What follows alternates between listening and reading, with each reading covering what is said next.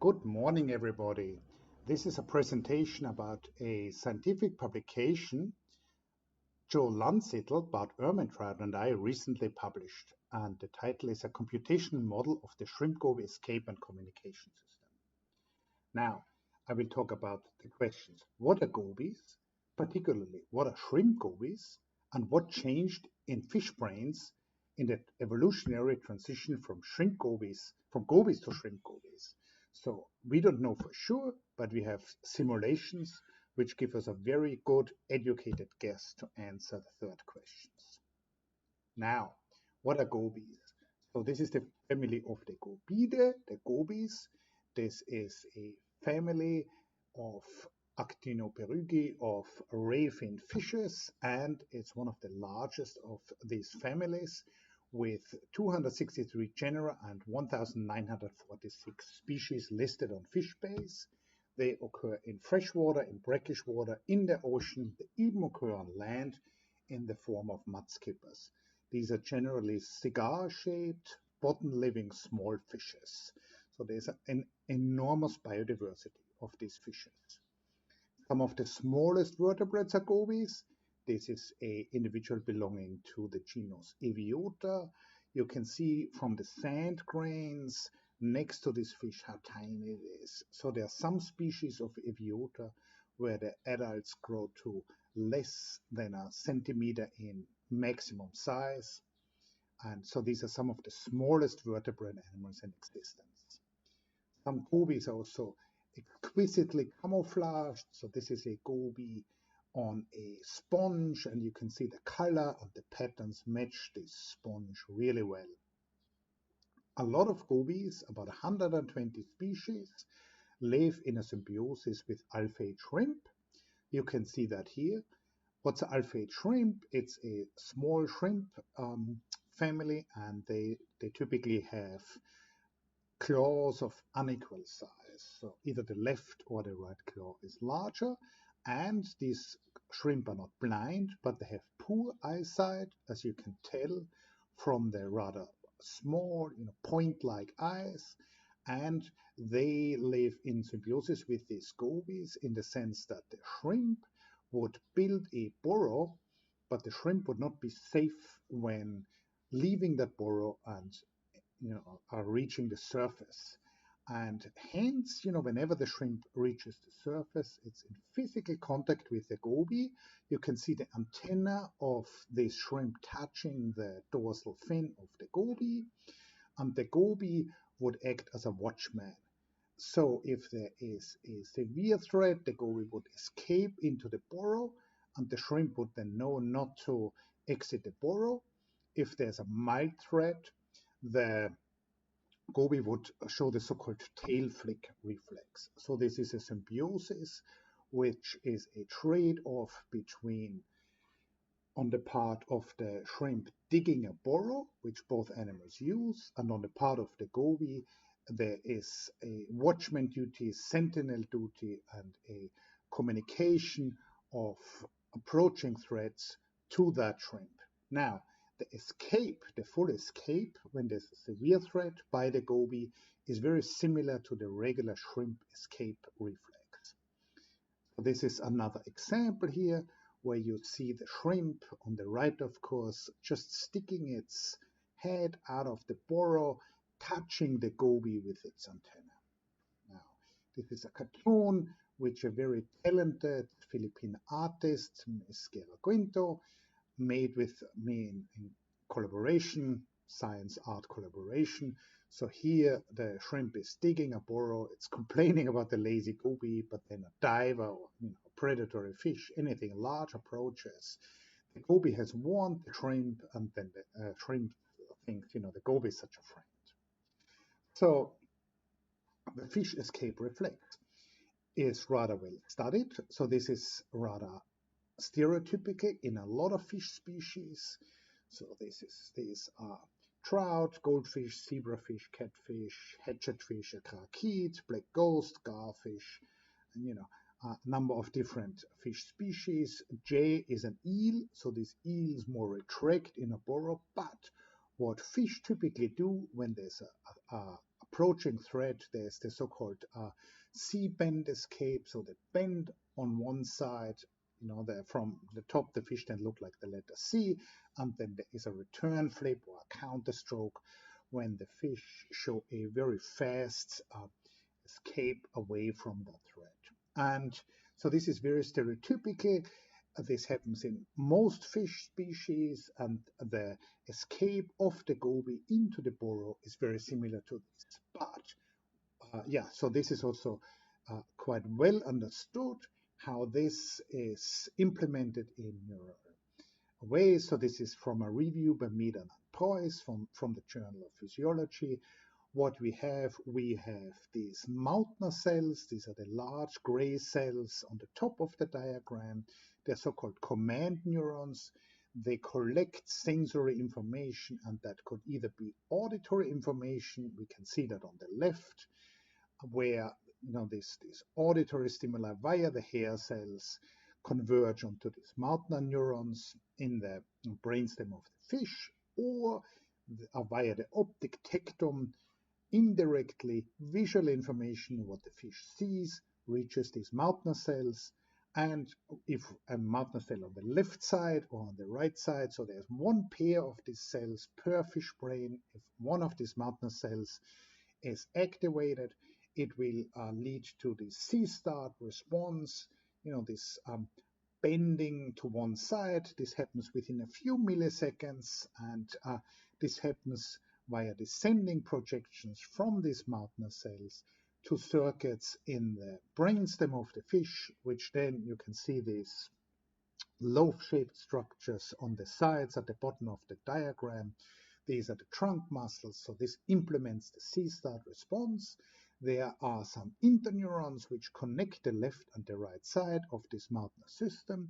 These interneurons lead to a mutual inhibition. So if the right Mautner cell is activated by visual or auditory stimuli from the right, this leads to a bending in one direction, and the Mautner system on the other side is shut down. So this is the system for the conventional fish C-start response for the typical fish escape reflex.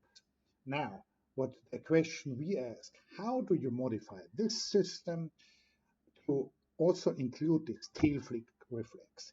This very fast, brief flick of the tail, the trunk muscles, to warn the, let me go back, to warn the shrimp.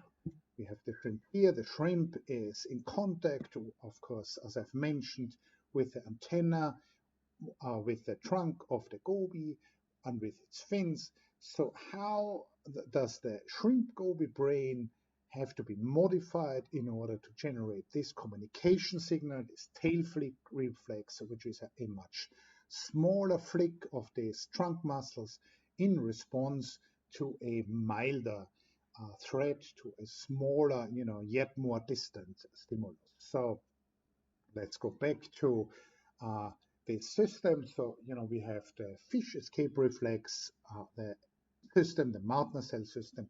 What modifications can we propose so that this system not only gives rise to a C-start response when there is a severe threat, but so that it gives rise to a tail flick reflex when there's a moderate or small threat. Now, this is the question we try to answer in the paper, which was published this year, actually, in the Journal of Computational Neuroscience. We're quite happy to have this published. So our approach is one of numerical simulations. Each neuron is modeled by a set of ordinary differential equations. The connections between neurons are coupling terms between these ODEs, and we are solving this system numerically, step by step with software. We first started with a simple system where we just modeled two Mautner cells in blue and two interneurons in green. We check, and their inputs, of course, which are the sensory inputs to the Mautner cells. We wanted to check, can we generate a system where this system is coupled in such a way that there's a dampening of this oscillation that in the case of a weak input, there is a oscillation where the left and the right Martner neurons alternate. Yes, we can generate such a system, but this is not very stable. The problem here is that the Martner system is needs to be very finely tuned in order for this to work. And so this did not make it a realistic system. Hence, we stepped to a second system. We took a published model of the zebrafish brain, of the zebrafish Martner system, where again we have the two Martner cells on top. They project to the fast motor neurons. This is the C bend escape reflex, and they project to interneurons, which then inhibit the central pattern generator in the spinal cord. The central pattern generator is essentially the part of the nervous system which generates regular swimming. Now, in the Goby, we introduced, in the shrimp-goby, we introduced two modifications. First of all, we shut down the central pattern generator. So, doesn't this cause a fish which doesn't swim? Yes, it does. And this is actually quite realistic most of the time. The Goby perches in front of its burrow. So you can see that the CPG, the central pattern generator in the bottom, is grayed out. So this is only active if there's a stimulus for the Goby to swim somewhere, to forage for food. We have not modeled that. Or if there's a stimulus coming, there is a new connection from sensory, auditory, visual stimuli going to the CPG. So this is the modification we have here. And you can see in this basal model that this is the zebrafish. The zebrafish doesn't do anything if there is a weak stimulus. There's no response. Only if there's a strong stimulus, the central pattern generator is shut down and the Martner cells generate an escape reflex. So, whether there is no stimulus, weak stimulus, there's swimming. If there's a strong stimulus, there's a C-start escape reflex. Now, we have the modified version for the shrimp-goby. If there's no stimulus, there's no response, the Goby doesn't swim, it perches in front of its burrow. Now, if there is a strong stimulus, just like in the zebrafish, in the base model, the Martner cells become active and the fast motor neurons act, and there's a C-start escape response.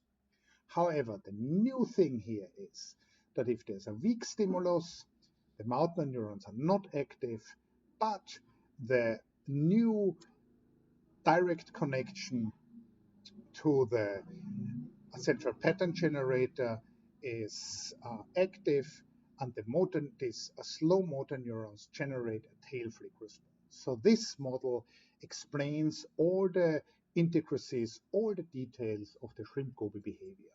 So, to sum it up, gobies are a species-rich family of small fishes, and about 120 of them live in a mutualistic symbiosis with alpha shrimp. The fish escape system is built around this Martner cell system, and we asked the question, how do you modify this Martner cell system in a way that it produces behavior equivalent to the shrimp-goby behavior? We use numerical simulation to test how the tail flick signal may come about. So this is a hypothesis, this is a theoretical hypothesis which we have here, which is a prediction which we think what's happening in the shrimp-goby brain. And what we found, most likely modifications of the central pattern generator and a direct projection onto the motor neurons from the visual and auditory inputs replicate the observed tail flick signal. Thank you very much for listening to this presentation. Please contact me in any way, I'll leave some questions below this video or email me, and I'm happy to discuss this scientific work. Thank you very much.